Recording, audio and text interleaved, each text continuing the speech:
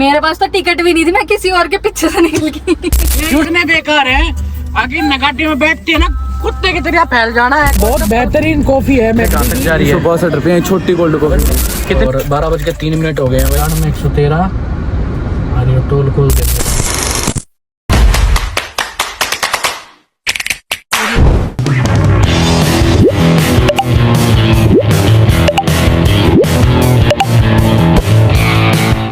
स्वागत है आप सभी का एक और नई वीडियो में। तो भाई इस वीडियो में हम कर रहे हैं रोड ट्रिप रोहतक से लेके नैनीताल तक का। और भाई इस वीडियो में मैं आपको पूरी डिटेल दूंगा, कितने का फ्यूल लगेगा, कितनी एवरेज गाड़ी देती है पहाड़ों पे या नॉर्मल रास्तों पे, और भाई कितने टोल टैक्सीज आएंगे, आप कितनी देर में पहुंचोगे। ठीक है, बीच में अगर आपको रेस्ट करना है या खाना खाना है तो आपके लिए बेस्ट ऑप्शन क्या है। तो भाई बने रहिए इसी वीडियो में। अभी मैं निकल रहा हूँ रोहतक से भाई। तो भाई हम मीटर को कर देते हैं 0 यहाँ पे। ये हमारा ड्राइव इन्फो 0 हो गया है और ये 0 कर देते हैं हम। ठीक है जी, तो हमने सारी चीज़ें 0 कर दी है। तो यार लगभग रोहतक से बाहर आ चुके हैं हम। अब डायरेक्ट IMT चौक पर ही निकलेंगे। उसका रीज़न ये है कि उधर बाबा मसनाद यूनिवर्सिटी, बाकी चौक पे भी निकल के क्या करेंगे, जाना तो हमें आगे, ये तो हम इधर से ही सीधा निकल लेते हैं। थोड़ा सा और आगे निकल लेंगे, हम निकलेंगे खरावड़ से आगे, हनुमान मंदिर से आगे ही निकलेंगे डायरेक्ट। अगर हम IMT से होके जाएंगे, मुझे यहाँ का रास्ता पता है तो यहीं से निकलते हैं, क्योंकि वहाँ बाबा मसनाद यूनिवर्सिटी के यहाँ पे है ना फ्लाईओवर बन रहा है, तो पूरा रास्ता ब्लॉक पड़ा है। और जो उन्होंने एक और रास्ता बनाया हुआ है बीच में से, वो काफ़ी टूटा फूटा है और भाई वहाँ ट्रैफिक लग जाता है फालतू का। तो भाई हम पहुँच गए हैं खरावड़ के आउटर बाईपास, यानी कि हनुमान मंदिर से और आगे की तरफ निकल गए हम थोड़ा सा IMT के अंदर से होते हुए। अगर किसी को ये रास्ता पता हो तो भाई कमेंट करके ज़रूर बताना। वैसे तो रोहतक के भीड़ भाड़ भरे इलाके से तो ये रास्ता दी बेस्ट ऑप्शन है भाई। तो सामने आ गया टोल टैक्स मंडोठी।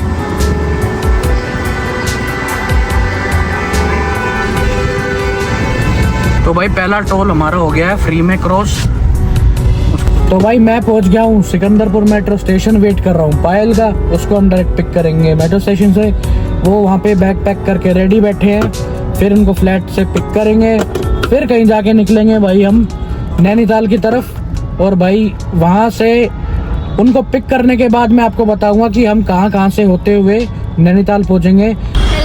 हेलो जी, हेलो ये गाइस, पायल आ गई पायल आ गई गाइस। अबे तू गेट नंबर 2 पे क्या कर रही है? अरे मुझे नहीं पता था 2 ऐसे गेट जाते हैं, फिर मैं उधर चली गई। फिर मैंने एक अंकल आ रहे थे, उससे मेरे पास तो टिकट भी नहीं थी, मैं किसी और के पीछे से निकल गई।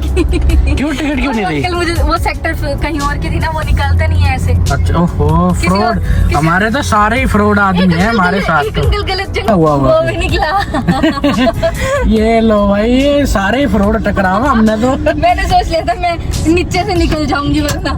ये गाइस भूख लग रही है मेरे को सुनने में आया। तो चलिए गाइस फटाफट से पहुंचते हैं फ्लैट पे। वो लोग वेट कर रहे हैं और बीच में से कुछ खिला देता हूँ। तो देखिए अब देख ये देख कहाँ दे, ये देख ये देख भाई नहीं हो मैं, पता नहीं कितने दिन से। ओह माय गॉड, पे लड़कियां सूखली होती है क्या सच में? हाँ। है नहीं, ये दो तरीके के तूने वो मार लिए परफ्यूम्स। सेम थे, अच्छे से लग रहे थे। जो दिखे लगा लो भाई। जो फंसे वही कब्जा दो सब कुछ। हम इसने कचड़े को उठाने पहुंच गए। ये देख थैली में लाया है कपड़े, भगवान गरीब। ये देख लो ये गाइस। ये कच्चे में इतने खुश क्यों है ये दोनों भाई? ये देख लो गाइस, ये इनकी हालत। Hi guys, hello guys. कितने सारे बैग लेके जा रहे हो गाइस? लेगा आगे सा तेज गेट बंद करो, नई गाड़ी इसने बहरा नहीं। बस गाली नहीं देने का। तो चप्पल एक्सचेंज चल रही है, देख लो गाइस। ये इतने बेकार है, आगे नगाटी में बैठती है ना कुत्ते की तरह फैल जाना है। कोई चप्पल काट दी, कुत्ते काट दिए।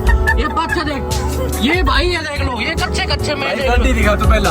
गाड़ी तो ठीक है भाई, ये भाई गाड़ी लाए जबरदस्त ये सिनेमैटिक लुक दे दिया गाइस। ये देखो गाइस, या भाइयों गाड़ी लेगा। ग्रीन लाइट होगी गाइस, ग्रीन लाइट होगी, नाश हो गया रे।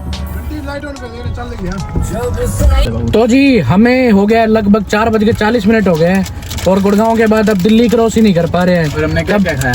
और हमने ये बहुत सारी चीज खाई है। स्नैकिंग लाल वाला चिप्स खाया है, लाल वाला फ्लिफी खाया हमारे है। साथ एक छोटा बच्चा है किंडर जॉय खाने वाला। मजा आ गया खा के। हमने खाया है ये एक किंडर जॉय, एक है फन फ्लिप, और अब खाएंगे मसाला पीनट। और पीनट खा के ये जो भाई कमाल दिखाने वाला है वो बहुत ही जबरदस्त है, देखने लायक और सुनने लायक होगा। तो भाई बाकी हम जाएंगे दिल्ली से गाजियाबाद, फिर हापुड़ और फिर मुरादाबाद होते हुए नैनीताल। ये हमारा ट्रैक रहेगा लगभग। अब जो गाड़ी फिलहाल जो एवरेज दे रही है वह 14.4 पर किलोमीटर की एवरेज दे रही है गाड़ी। ठीक है जी, अभी तक एक डंडा कम हुआ है पेट्रोल का। और भाई 116 किलोमीटर तक मैं ड्राइव कर चुका हूँ। ठीक है, ये शायद टोटल इन्फो नहीं दिखाता। हाँ, 116 किलोमीटर में ड्राइव कर चुका हूँ गाड़ी अभी तक। पहले से रोहतक से गुड़गांव आया, इन जैसे निकम्मों को ये देख लो। वाह जी वाह, मजा आ गया। तो भाई लगभग टाइम हो गया है 5:45 और अभी हम नोएडा को लगभग क्रॉस कर रहे हैं। और अभी भी टाइम दिखा रहा है 5.5 घंटे का ट्रेवल, 263 किलोमीटर पेंडिंग है अभी भी भाई। मुरादाबाद रह गया है भाई 128 किलोमीटर। और भाई टाइम हो गया है 5:52 और गाड़ी एवरेज बहुत ठीक दे रही है फिलहाल तो 19.3, अनबिलीवेबल। ठीक है, लेकिन गाड़ी जो मैं चला रहा हूँ वो सिर्फ 80 पे ही चला रहा हूँ, 80 से ज़्यादा नहीं कर रहा। और बाय डिफॉल्ट इस हाईवे पे 80 से ऊपर का रास्ता भी नहीं मिल रहा है, मतलब इसी पे ही चला जा रहा है, इसी स्पीड पे। तो ये भी कहीं ना कहीं ठीक है, अच्छी एवरेज मिल रही है गाड़ी से। इसी बहाने गाड़ी की एवरेज भी सेट हो जाएगी। तो भाई शिवा ढाबा पे एक छोटा सा ब्रेक, यहाँ पे रेस्ट रूम है, ये इधर रेस्टोरेंट है और इधर एक ये बरिस्टा ब्रांड है। और मतलब 10 मिनट का अगर आप स्टॉप लेना चाहो तो ले सकते हो, बहुत बढ़िया जगह है। रेस्ट रूम अच्छा है। एक बात अच्छी है कि वॉशरूम में भी है ना एसी लगा रखा है इन लोगों ने भाई, मोस्ट ठंडी ठंडी हवा आ रही थी, मजा आ गया। इधर आपका ये चाट काउंटर है, ये मेन रेस्टोरेंट एरिया, अंदर सिटिंग है, ये वॉशरूम है। और इधर ये बाकी स्नैक्स वगैरह कुछ भी अटरम सटरम, और ये बरिस्टा है। हम लेट हो रहे हैं, हम निकलते हैं फटाफट, हमें आगे बहुत लंबा जाना है। तो भाई हम ढाबे से निकल चुके हैं, हमने वहाँ पे कुछ नहीं खाया क्योंकि ऑलरेडी हम बीच में टोल टैक्स क्रॉस करने के बाद मैकडी से कुछ ना कुछ थोड़ा बहुत खा चुके थे। टाइम हो गया है 7:20, हम ऑलरेडी बहुत ज़्यादा लेट चल रहे हैं। तो अब आपको फटाफट से पहुँच के आगे, तो जी तीसरा टोल टैक्स आ गया है। अब यहाँ से भी देखते हैं कि हम बच के निकल पाएंगे। तो भाई ये वाला टोल टैक्स भी हमने सिस्टम के तहत ही क्रॉस कर लिया है।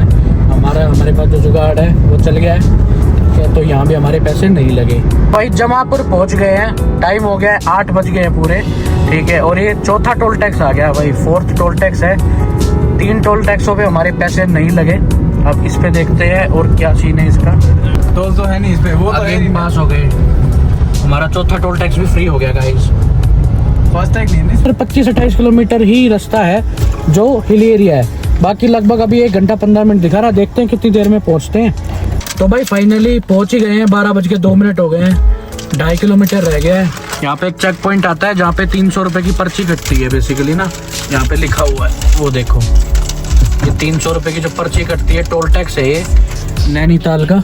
तो हमारे पास एक आइडेंटिटी है, तो देखते हैं उससे अगर हमारा फ्री हो पाया तो। वैसे लग नहीं रहा कि फ्री होगा क्योंकि ये शायद सभी के लिए होता है, VIP हो या ना हो, बट वी विल ट्राई कि हमारा फ्री हो जाए।